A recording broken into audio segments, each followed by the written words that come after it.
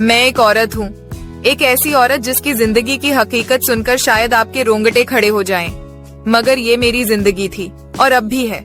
मेरा नाम सबा है। उम्र कोई ज्यादा नहीं, 30 के करीब, लेकिन चेहरे की झुर्रियां, आंखों के नीचे काले घेरे और कांपते लफ्ज, ये सब गवाही देते हैं कि वक्त ने मुझे वक्त से पहले बूढ़ा कर दिया है। मैं एक कच्चे से मकान में रहती थी।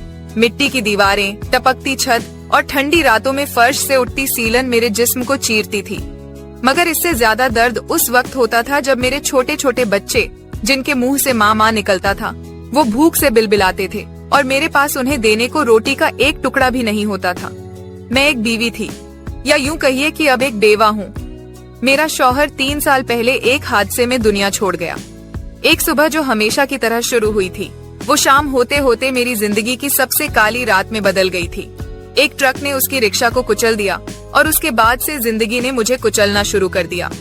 मैंने रिश्तेदारों से मदद मांगी, कुछ ने नजरें चुरा ली, कुछ ने झूठे दिलासा दिए। मगर हकीकत ये है कि जब एक औरत अकेली हो जाती है तो ये समाज उसका सहारा नहीं, उसका बोझ बनने लगता है। रातों को बच्चों के साथ भूखे पेट सोना, सुबह उठते ही उन्हें ये झूठ बोलना कि आज खाना जरूर मिलेगा, ये सब मेरे लिए आम हो चुका था। मगर एक ऐसा दिन आया जिसने मेरी पूरी जिंदगी की कहानी बदल दी। उस सुबह मैं बिल्कुल टूट चुकी थी। बच्चों की चीखें, उनकी कमजोर रूहें और खाली बर्तन, ये सब मुझसे अब बर्दाश्त नहीं होता था। मैं कुछ भी कर गुजरने को तैयार थी, कुछ भी। गली के नुक्कड़ पर खड़ी एक औरत ने मुझे बताया कि पास के मोहल्ले में एक अमीर घर है जहाँ कामवाली की जरूरत है। मैं फौरन तैयार हो गई। थकी हुई चाल, पथराई आंखें और कांपते पैरों के साथ मैं उस घर के दरवाजे तक पहुंची। दरवाजा बहुत बड़ा और मजबूत था। बेल दबाई तो कुछ ही देर में एक मर्द ने दरवाजा खोला। उसने मुझे ऊपर से नीचे तक देखा। नहीं, वैसी नजरों से नहीं जैसी अक्सर औरतों को देखने के लिए मर्दों की आंखें बदनाम हैं। वो नजरें बहुत सादी, बहुत नरम और बहुत हद तक समझदार थीं। आपको किससे मिलना है? उसने पूछा। मुझे बताया गया है कि यहाँ काम की जरूरत है। मैं सफाई, बर्तन, खाना सब कर लेती हूँ। मेरी आवाज थरथरा रही थी। अंदर आइए, उसने बिना किसी सवाल के कहा। वो घर अंदर से जितना बड़ा और शानदार था, उतनी ही अकेली और उदास सी खामोशी उसमें गूंज रही थी। आपका नाम? उसने बैठते हुए पूछा। सबा, मैंने धीरे से कहा। कौन कौन है घर में? मैं और 2 छोटे बच्चे। 3 साल पहले शौहर चल बसे। कुछ देर खामोशी रही, फिर उसने कहा, आप कल से काम शुरू कर सकती हैं। मैंने आंखें झुका ली। मैं शुक्रगुजार थी, मगर उस वक्त मैं क्या जानती थी कि ये एक काम की शुरुआत नहीं, मेरी किस्मत की एक नई किताब का पहला सफा है। मैंने उस दिन घर आकर अपने बच्चों को गले से लगा लिया। कई दिनों बाद उनके चेहरे पर वो मुस्कान थी जिसे मैं भूल चुकी थी। मैंने उनको बताया कि अब माँ को काम मिल गया है, अब पेट भर खाना मिलेगा। अगले दिन से मैंने काम शुरू किया। सुबह 8 बजे जाती और दोपहर तक वहाँ रहती। घर बहुत बड़ा था, मगर उसमें रहने वाला सिर्फ वही शख्स था जिसे सब साहब कहते थे। उनका नाम फरहान था। उम्र कोई 35 के आसपास होगी। बहुत ही संजीदा, शांत और शालीन इंसान। काम के दौरान उन्होंने कभी कोई बेहुदा बात नहीं की, हमेशा फासला रखा और मेरी इज्जत की। जो बातें मुझे और घरों में जाकर सुनने को मिलती थीं, जैसे जरा जल्दी हाथ चला, कहीं से लगती भी हो, वो सब यहाँ नहीं था। हर हफ्ते की तनख्वाह तय वक्त पर मिलती थी, कभी एक दिन की देरी नहीं। धीरे धीरे मैं वहाँ की हर चीज जानने लगी। कौन सी चीज कहाँ रखी है, कब कौन सा कमरा साफ करना है, क्या पसंद है, क्या नहीं। मगर जितना मैं जानती गई, उतना ही मुझे हैरानी होने लगी। इतना बड़ा घर, मगर कोई नहीं, ना माँ बाप, ना बहन भाई, ना बीवी बच्चे। कभी कभी फरहान साहब मुझे चाय के लिए बैठने को कहते। हम ज्यादा बातें नहीं करते थे, मगर जो भी होती बहुत साफ, सादी और इज्जत भरी होती। मैं हैरान थी, इस जमाने में ऐसा मर्द। एक दिन मैंने हिम्मत करके पूछ ही लिया, आप अकेले क्यों रहते हैं? उन्होंने एक लंबी सांस ली, फिर बोले, जिंदगी हर किसी के साथ अच्छा नहीं करती सबा। रिश्ते कभी कभी जिम्मेदारी नहीं, बोझ बन जाते हैं। मुझे लगा शायद उनका भी कोई दुख छिपा है, जैसा मेरा है। मगर मैंने और कुछ नहीं पूछा। कुछ बातें अनकही ही ठीक होती हैं। दिन गुजरते गए। बच्चे अब ठीक से खाना खा रहे थे, स्कूल जाने लगे थे। मैं भी थोड़ी सुकून में थी, मगर मेरे दिल में हमेशा एक सवाल रहता, इतना सब कुछ मिल कैसे गया? कहीं ये सब एक सपना तो नहीं? फरहान साहब कभी देर से आते, कभी जल्दी, मगर जब भी घर में होते तो हमेशा तन्हा रहते, किताबें पढ़ते या फिर बालकनी में बैठकर दूर आसमान को देखते रहते। मुझे कभी कभी लगता था कि इस शख्स की तन्हाई मेरी तन्हाई से मिलती है, मगर फिर खुद को झिड़क देती। सबा, तुझे क्या लेना किसी अमीर मर्द की तन्हाई से? तू तो बस काम वाली है। मगर सच ये था कि जब कोई हमें इज्जत से देखता है, हमारी तकलीफों को बिना कहे समझता है, तो दिल कहीं न कहीं जुड़ ही जाता है। एक दिन कुछ अजीब हुआ। मैं काम करके निकल रही थी तो उन्होंने धीरे से कहा, सबा, तुम्हें डर तो नहीं लगता यहाँ? मैं चौंकी। क्यों साहब? बस यूं ही, ये घर बहुत खामोश है, मैंने मुस्कुराकर कहा। अब तो मुझे आदत हो गई है खामोशी की। उन्होंने कुछ नहीं कहा, बस मुस्कुराए।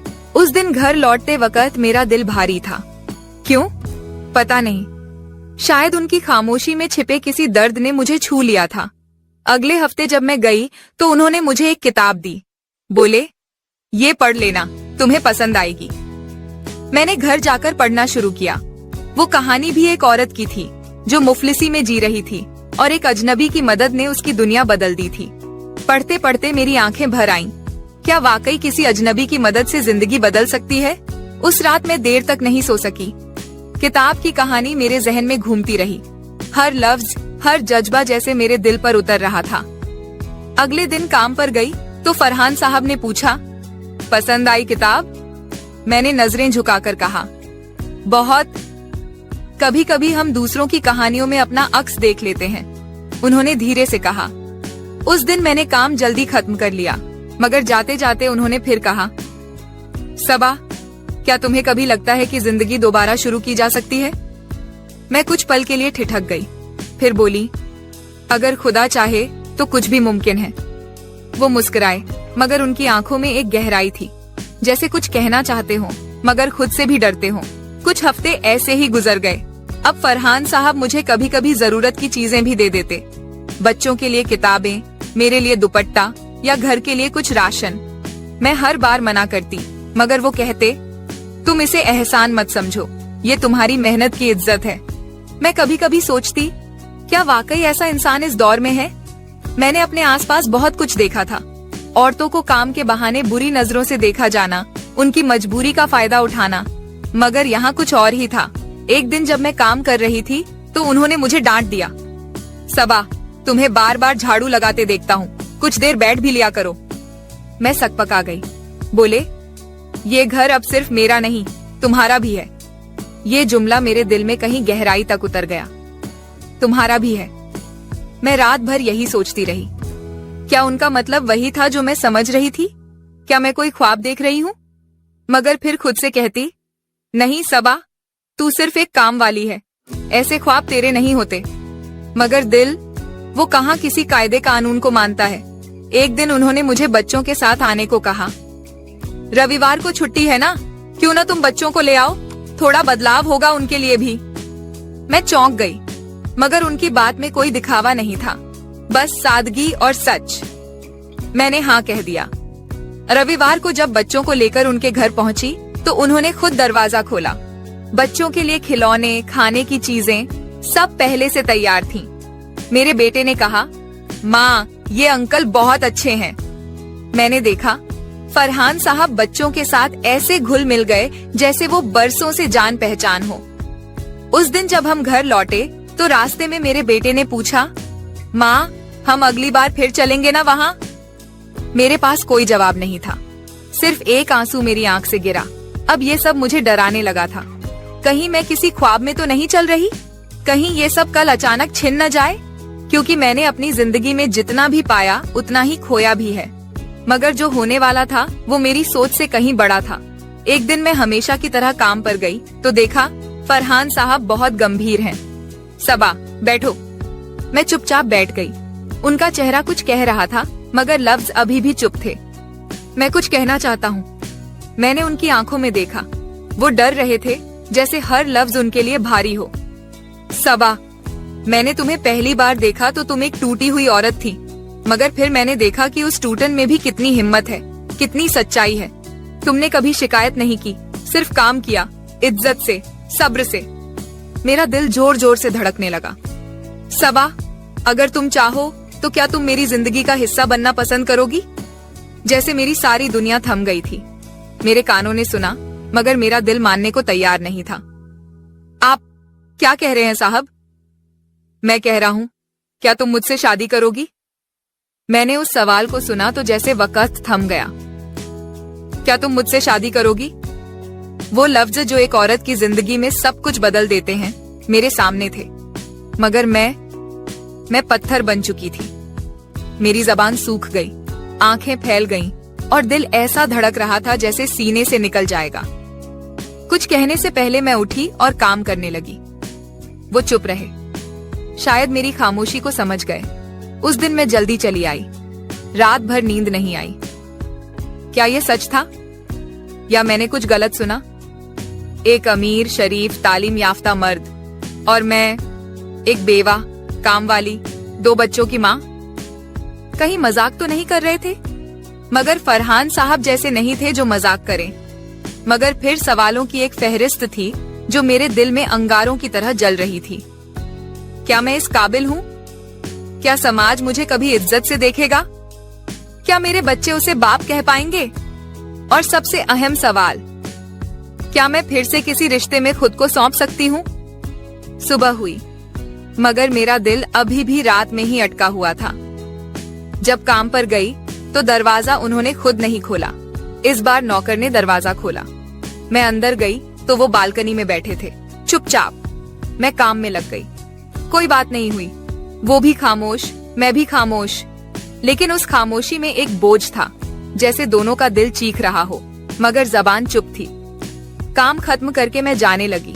तभी उन्होंने धीरे से कहा, सबा, मैं माफी चाहता हूँ अगर मैंने तुम्हें किसी मुश्किल में डाला। मैं रुकी, पीछे पलटकर उनकी तरफ देखा। उनकी आंखें झुकी हुई थीं, जैसे किसी जवाब से डर रहे हों। मैंने धीमे लहजे में कहा, आपने मुझे इज्जत दी, भरोसा दिया, और अब ये सवाल किया। इसका जवाब देने से पहले मुझे कुछ सोचने दीजिए। उन्होंने सिर हिला दिया। अगले कुछ दिन जैसे कयामत थे मेरे लिए। हर वक्त यही सवाल, क्या ये सही है? मैंने माँ बाप को बहुत पहले खो दिया था। सलाह लेने के लिए कोई नहीं था, बस खुदा था और मेरा दिल। एक रात बच्चों के सोने के बाद मैं बाहर आंगन में बैठी थी। चांदनी फैली थी, ठंडी हवा चल रही थी, और मैं एक औरत जिसने जिंदगी से सिर्फ तकलीफें देखी थीं, अब एक ऐसा सवाल लिए बैठी थी जो सब कुछ बदल सकता था। मैंने खुदा से दुआ मांगी, या अल्लाह, अगर ये रिश्ता मेरे लिए है तो मेरे दिल को इत्मीनान दे, और अगर नहीं तो इसे मुझसे दूर कर दे। अगले दिन जब मैं काम पर पहुंची तो फरहान साहब ने कुछ नहीं पूछा। मैंने खुद ही कहा, आपका सवाल अब भी मेरे जहन में है। उन्होंने सिर उठाया। उनकी आंखों में एक चमक सी आई, मगर उन्होंने कुछ नहीं कहा। मैं तैयार हूँ, मगर एक शर्त है। क्या? उन्होंने फौरन पूछा। मेरे बच्चे मेरी जान है, उन्हें कबूल करना ही इस रिश्ते की पहली शर्त है। उन्होंने गहरी सांस लेकर कहा, सबा, मैंने अगर तुमसे रिश्ता मांगा है तो तुम्हारी पूरी जिंदगी से रिश्ता मांगा है, तुम्हारे बच्चों से भी, तुम्हारे अतीत से भी। मेरी आंखें भर आईं। शायद ये खुदा की तरफ से जवाब था। उस दिन पहली बार जब मैं घर लौटी तो मेरे चेहरे पर एक अजीब सी रोशनी थी। बच्चों ने पूछा, माँ, आज इतनी खुश क्यों हो? मैंने सिर्फ मुस्कुराकर कहा, बस यूं ही बेटा, अल्लाह ने हमारी सुन ली। अगले दिन फरहान साहब ने कहा, मैं चाहता हूँ कि ये सब बहुत सादगी से हो, कोई शोर, कोई दिखावा नहीं, सिर्फ निकाह और फिर सुकून। मैंने सिर हिला दिया। हमने तय किया कि शुक्रवार को निकाह होगा, मस्जिद में, बस 2 गवाहों के साथ। मेरे लिए ये सब एक ख्वाब जैसा था। क्या वाकई एक औरत जो टूटी हुई थी, 2 बच्चों की माँ थी, समाज की निगाहों में सिर्फ एक काम वाली थी, उसे इतना इज्जत भरा रिश्ता मिल सकता है? मगर फरहान साहब ने हर दिन, हर लम्हा मुझे यकीन दिलाया कि ये सब हकीकत है। निकाह से एक दिन पहले मैं रात भर सो नहीं सकी। मैंने अपने पुराने दिन याद किए, जब बारिश में छत टपकती थी, बच्चे भूखे सोते थे और मैं सिर्फ रोती थी। और अब सब कुछ बदल रहा था। अगले दिन मैं हल्के रंग के कपड़े पहनकर मस्जिद पहुंची। मेरे दोनों बेटे मेरे साथ थे।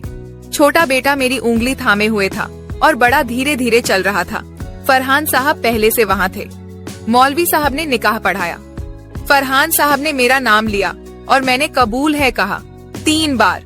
हर बार कहते हुए मेरी आवाज कांप रही थी, मगर दिल सुकून में था। निकाह के बाद उन्होंने मुझे देखा। अब तुम सिर्फ सबा नहीं, मेरी बीवी हो। मैंने सिर झुका लिया। उस दिन हम घर वापस आए, मगर अब वो घर उनका नहीं, हमारा था। बच्चों के लिए अलग कमरा, उनके खेलने के लिए सामान, पढ़ाई के लिए किताबें, सब कुछ पहले से मौजूद था।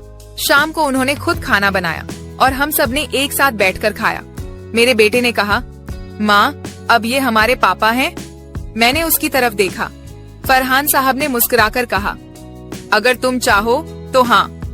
बच्चे उनके गले लग गए। मैंने खुदा का शुक्र अदा किया। एक टूटी हुई औरत जिसकी दुनिया उजड़ चुकी थी, आज फिर से बसी थी। मगर इस पूरी कहानी में सबसे बड़ा सवाल यही था, घर में काम के बदले मुझे क्या मिला? मुझे एक ऐसा इंसान मिला जो मेरे दर्द को समझता था, मेरी इज्जत करता था और जिसने मेरी जिंदगी को फिर से जीने लायक बना दिया। मुझे एक ऐसा रिश्ता मिला जिसमें मजबूरी नहीं, मोहब्बत थी। और सबसे बढ़कर मुझे वो सुकून मिला जिसकी तलाश में मैंने पूरी जिंदगी गुजारी थी। निकाह के बाद की जिंदगी एकदम अलग थी, जैसे एक नया दरवाजा खुल गया हो, जिस पर सुकून, मोहब्बत और इज्जत मेरी राह देख रही थी। मगर मैं हर सुबह जब आंख खोलती तो पहले यही सोचती, क्या ये सब हकीकत है?